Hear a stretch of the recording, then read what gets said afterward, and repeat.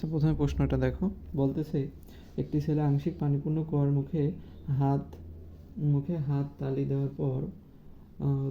পরে 0.12 সেকেন্ড এবং 0.15 সেকেন্ড পর দুটি শব্দ শুনতে পেল।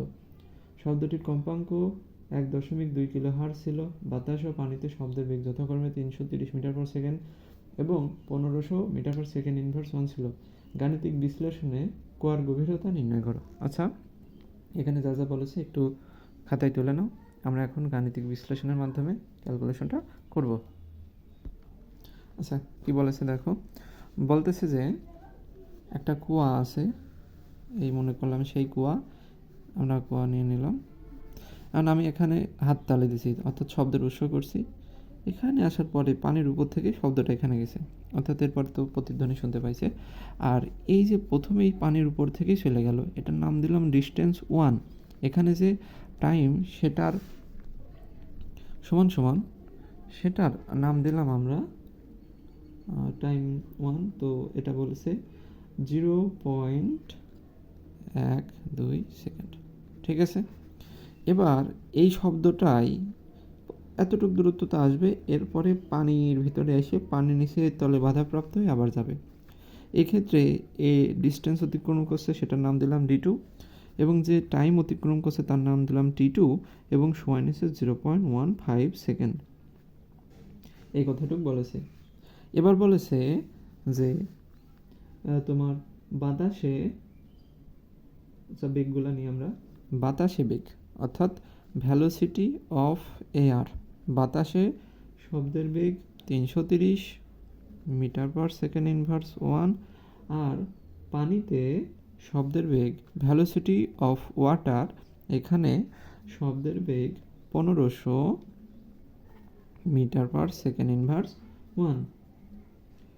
আমরা এখন ক্যালকুলেশন করব। তাহলে D1 ডিস্টেন্স 1, ডিস্টেন্স সমান আমরা জানি V1 V2 ভাগ 2, কারণ আমরা সূত্র থেকে জানি T সমান 2D ভাগ V। অর্থাৎ এই সূত্র থেকে আমরা distance D1 is equal to V1 T1 হবে T1/2। ভালো পুট করো, 330 গুণ 0.12 ভাগ 2, অর্থাৎ D সমান 19.8 মিটার আমরা পেলাম। এবার এখানে দেখো, এই যে এতটুক যে ডিস্টেন্স সেটা আমরা D1 জানি, আর এখান থেকে এই যে টোটাল ডিস্টেন্স এটা আমরা D2 জানি। আমরা যদি এটা D1 জানি আর এইটা যদি D2 জানি, তাহলে এখানকার যে একটা পার্থক্য আছে, আশা করি বুঝতে পারতেছ, এখানকার যে একটা পার্থক্য আছে সেইটা অবশ্যই পানি যতটুক ততটুক হবে। অর্থাৎ সেই পার্থক্য আমরা D2 মাইনাস D1 বলতে পারি। পানির ভিতরেও শব্দের একটা বেগ আছে, এবং এখান থেকে এই যে এর ভিতরে যত সময় শব্দ ছিল, দেখো উপরে শব্দ এসে উপর থেকে চলে গেছে, এবং এই সময় লাগছে 0.12 সেকেন্ড। ওই শব্দ আবার পানির নিচে আসে এবং উপরে চলে গেছে, সময় লাগেছে 0.15 সেকেন্ড।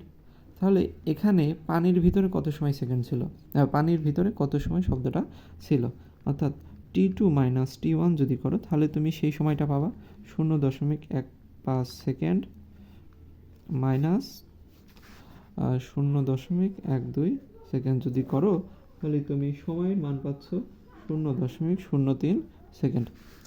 অর্থাৎ এতটুক ডিস্টেন্স সেটা আমরা বললাম তাহলে ডি, এবং টাইম যেটা সেটা পেলাম 0.03 সেকেন্ড, এবং পানিতে শব্দের বেগ velocity of water 1500 metre per second যাচ্ছে। চলো খুব দ্রুত বের করে ফেলি।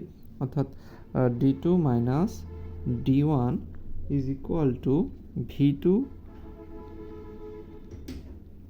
আচ্ছা V2 এর আমরা একটা নাম দিই T3 নাম দিলাম। তাহলে V2 T3 ভাগ 2।